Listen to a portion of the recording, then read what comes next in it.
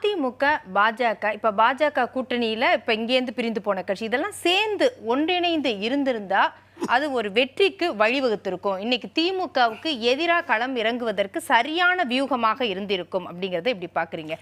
இப்ப வாக்குகள் பிரியும் அப்படிங்கிற ஒரு பார்வை. 2019 ஒன்னா இருந்ததுன்னு தோத்தாங்க, படுதோல்வி அடைஞ்சாங்கல்ல. மோடியை பிரதமராக ப்ரொஜெக்ட் பண்ணும்போது மொத்த வாக்குகள் அதிமுக எவ்வளோ 22% தான் வாங்கினாங்க. அதே சமயம் எடப்பாடியை முதல்வராக ப்ரொஜெக்ட் பண்ண தேர்தலில் அவங்க 34% வாங்கினாங்க. இப்போ என்ன தெரியுது, கூட்டணி என்பது அது அந்த கூட்டணி ஒவ்வொரு கூட்டணியும் தெரிஞ்சு போச்சு. நான் இப்போ சொல்லலை, 2019 தேர்தலுக்கு முன்பே சொன்னேன். அப்போ ஓபிஎஸ் அவர்களும் இபிஎஸ் அவர்களும் ஒருத்தர் அனுப்பிச்சு என்கிட்ட என்னுடைய கருத்தை கேட்டாங்க. நான் சொன்னேன், பாமகவோடையும் பாஜகவோடையும் போகாதீங்க, அது தற்கொலைக்கு சமம்னு சொன்னேன் நான். அவங்க என்னை பேச்சை கேட்கல, தற்கொலை செஞ்சுக்கிட்டாங்க. திரும்ப 2021 ரெண்டாவது தடவை தற்கொலை பண்ணிக்கிட்டாங்க. செத்து விளையாடுறாங்க. என்ன செத்து விளையாடுறாங்களா? ஆமாம், செத்து பிழைச்சிட்டு இருக்காங்க. அது நம்ம இப்போ தான் அதுக்கு வந்திருக்காங்க அந்த நிலைக்கு. ஸோ பாஜகவோட சேர்ந்தால் சிறுபான்மையினர் வாக்குகள் கிடைக்காது. இப்போ 14%ங்கிறாங்க கணக்கு. அந்த 14% அப்படியே திமுக போகுது. ஓட்டு எண்ணும்போது +14% ஆரம்பிக்கிறாங்க திமுகவை, -14% அதிமுக ஆரம்பிக்குது. அதுதான் நான் சொல்லிக்கிட்டே இருந்தேன். அதுலேருந்து வெளியே வந்தாங்க, நல்ல காரியம். அடுத்து என்ன செஞ்சாங்க, பாமக விட்டு பாமகவோட போனால் என்ன பண்ணுறாங்கன்னா, வட தமிழ்நாட்டில் தலித் வாக்குகள் அதிமுகவுக்கு கிடைக்கல. அதிமுகவுடைய பாரம்பரிய வாக்கு வங்கி தலித் வங்கு. விசிக அங்கே இருந்தாலும், திமுக கூட்டணி இருந்தாலும் தலித் வாக்குகள் அதிமுக கிடைச்சிட்டே இருந்துச்சு. அது ஒரு தொகுதியில் 16%க்கு குறைவாக இல்லாமல் எல்லா தொகுதியிலும் இருக்குது, அவங்க இருக்கிறாங்க. அதனால் அவங்களுக்கும் பாமக ஆதிக்க ஜாதியாக அவங்கள அடக்குறாங்க கிராமங்களில். ஆனால் சமூக நீதியை பற்றி பேச அருகதை கிடையாது இபிஎஸ்க்குன்னு அன்புமணி பேசியிருக்கிறாரு. கரெக்டு தான். நாங்கள் என்ன காலங்காலமாக அடிமை சாசனம் எழுதி கொடுத்துருக்கோம், அவருக்கு என்ன சமூக நீதி பற்றி பேசுறதுக்கு அக்கறை இருக்குங்க? இன்னி வன்னியர் சங்க ஜாதி கட்சியினுடைய சங்கத்தை நடத்திட்டு இருக்காரு. அவர் நடத்திட்டு இருக்காரா இல்லையா? அது எப்படி நீங்க சொல்ல முடியும்? ராமதாஸ் அவர்கள் பாட்டாளி மக்கள் கட்சி அதை மறுக்க முடியுமா? சமூக நீதிங்கிறதுக்கு ஒரு இட ஒதுக்கீடு அப்படிங்கிறதுக்கு எவ்வளவு போராட்டம் நடத்தி வந்தவங்க பேசுறது கிடையாது, செயல்பாட்டுக்கு வந்து வந்தாங்கல்ல. இடஒதுக்கீடு யாருங்க கொடுத்தது? கலைஞருடைய ஆட்சியில் 31% கொடுத்தாங்க பிற்படுத்தப்பட்டவங்களுக்கு. எம்ஜிஆர் ஆட்சியில் 50% ஆக்குனாங்க. அந்த 69%க்கு சட்ட பாதுகாப்பு ஜெயலலிதா அம்மா வாங்கினாங்க. சரி, இதுக்கெல்லாம் போராட்டம் இவங்க என்ன செஞ்சுட்டு இருக்காங்க? இவங்க அதில் வன்னியருடைய உள்ஒதுக்கீட்டுக்காக தான் போராடிட்டு இருக்காங்க. அங்கேயும் ஜாதிய ரீதியாக தான் போராடிட்டு இருக்காங்க. இவங்க தலித் மக்களுக்கு எதிராக மேல்பட்ட ஆதிக்க ஜாதிகளுடைய கூட்டமைப்பையே உருவாக்க முயற்சி பண்ணாங்க. தமிழ்நாடு முழுவதும் சமுதாய கூட்டணி பேர் வச்சாங்க, அது படுதோல்வி அடைஞ்சாங்க. இவங்க எப்படிங்க அதிமுகவுக்கு அதை பற்றி பேசுகிறதுக்கு உரிமை இருக்குங்க? அதனால் தலித் மக்கள் வாக்குகளை அதிமுக பாரம்பரிய வாக்குகளை இழக்கக்கூடாது, அதுக்கு எதிராக போகக்கூடாது நான் சொல்லிகிட்டே இருந்தேன். அதுக்கு பாமக வெளியே தெரிஞ்சு அதையும் பண்ணிட்டாங்க. இப்போ அவங்க ஸ்ட்ராட்டஜி வைஸ், என்னுடைய ஸ்ட்ராட்டஜி வைஸ் அவங்க சரியான இடத்துல நிற்கிறாங்க.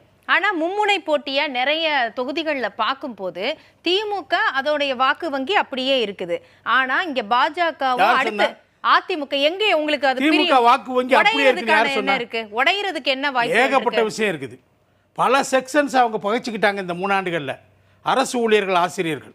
சரி சார், நீங்க சொல்றது பகைச்சிக்கிட்டாங்கன்னா இப்ப அவங்க யாருக்கு போடுவாங்க? எதிரான்னு பார்த்தோன்னா பாஜகவும் நிக்குது, அதிமுகவும் நிக்குது. அப்ப அங்க வாக்குகள் சிதறாதா?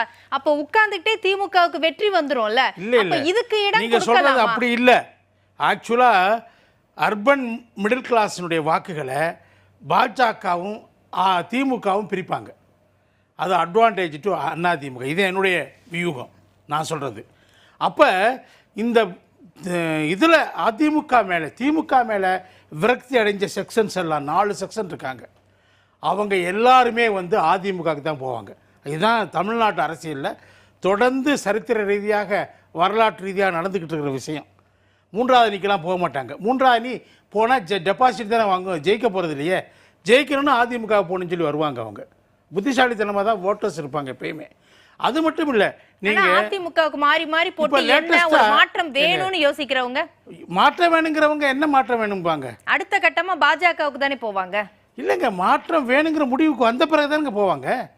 அவங்க திமுக வேணும்னா அதிமுக தானே போறாங்க. அல்ல ரெண்டுமே வேண்டாம். திமுக அதிமுக மாறி மாறி இவ்வளவுதான் பண்ணிருக்கீங்க. வாக்குறுதி கொடுத்துட்டே இருக்கீங்க.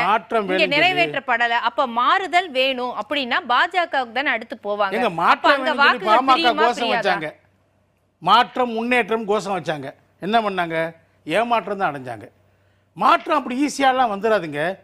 நீங்க பாஜகவுக்கும் காங்கிரஸுக்கு மாற்றா வேறு சக்தி அங்கே வர முடியுது அகில இந்திய அளவில்? அங்கே அவங்க தானே போராட்டம் நடத்திட்டு இருக்கு. 2 பேர் கிடையாது தானே போரு.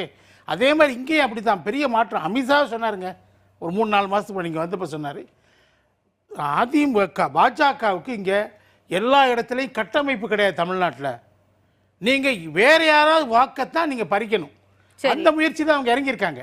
எம்ஜிஆர் விசுவாசிகளையும் ஜெயலலிதா விசுவாசிகளையும் நம்ம பக்கம் இழுத்துடலாம். இப்படிதான் பல இடத்துல அவங்க வந்திருக்காங்க. சரி, மத்தியில மாற்றமும் அங்கேயும் வந்து ஈஸியா வராது அப்படிங்கிறீங்க. பாஜகவோ காங்கிரஸோன்னு. இப்ப இங்க அதிமுக யாரு பிரதமர் வேட்பாளர், யாரு எந்த அணி? திமுக பிரதமர் வேட்பாளர் இவங்க எதுக்குள்ள போவாங்க? திமுக பிரதமர் வேட்பாளர். ஆனா கூட்டணி இருக்கா? இந்தியா கூட்டணின்னு இருக்கு. அதுக்குள்ள அவங்க முடிவு பண்ணி ஆந்திரால எப்படி? ஆந்திரால அந்த இருக்கக்கூடிய ஆளுங்கட்சி பிரதமர் வேட்பாளர் நிறுத்தல.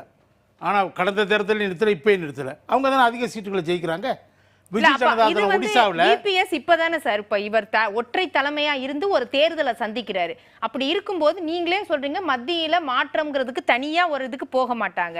அப்ப இவர் ரெண்டுல ஏதாவது ஒண்ணு இருக்கணும்ல. இப்ப இந்தியா கூட்டணி திமுக போறாங்க, அந்த கூட்டணியில உள்ள ஒரு தலைவர் பிரதமர் வேட்பாளர். இங்க பாஜக சொல்லல பிரதமர் வேட்பாளர் யார் வேணா இருக்கட்டும் சார், அந்த கூட்டணிக்குள்ள இருந்து ஒரு தலைவரை அவங்க தேர்ந்தெடுத்துப்பாங்க. இங்க பாஜக பிரதமர் வேட்பாளர் மோடி, அவங்களும் தெளிவா இருக்கிறாங்க. இது ரெண்டுக்கும் இடையில அதிமுக என்ன நிலை எடுக்குதுன்னா, யார் ஆட்சிக்கு வந்தாலும் தமிழ்நாட்டு நலன்களுக்காக நாங்க போராட்டம் நடத்துவோம். ரெண்டு பேருமே வஞ்சிக்குது தமிழ்நாட்டை. ரெண்டு பேருமே மாற்றம் வேற புதுசா ஒண்ணும் வரப்போறது இல்ல. இத மீறி இவங்க இந்த எம்பிக்கள் என்ன பண்ண முடியும்? தமிழ்நாட்டுக்கு அங்க போராடுவாங்க. நீங்க 38 பேரை கொடுத்தீங்க திமுக கூட்டணிக்கு, என்ன பண்ணாங்க? என்ன மாற்றத்தை கொண்டு வந்துட்டாங்க இங்க? ஆனா அதிமுக 37 எம்பிக்களை வச்சுக்கிட்டு அங்க சில பல மாற்றம் தமிழக நலன்களுக்காக பல விஷயங்கள்ல போராடி பெற்றிருக்கிறாங்க. ஜெயலலிதா அவர்கள் இருந்தாங்க. அது ஜெயலலிதா இருந்தாங்க. இல்லாட்டி இப்ப இபிஎஸ் அது பண்ணிடுவாரா? ஏங்க ஜெயலலிதாவா இபிஎஸ் ஆங்கிற முக்கியம் இல்லைங்க. அதிமுகங்கிற கட்சி தொண்டர்களின் கட்சி. சரி, அங்க தலைவர்கள் தீர்மானிக்கிறது இல்ல, தொண்டர்கள் தான் தீர்மானிக்கிறாங்க. சரி, இபிஎஸ் விவசாயியா இருந்து வந்ததுனால அவரை ரொம்ப குறைந்து எடை போடாதீங்கன்னு சொல்லி நான் சொல்ல பிரசாந்த்.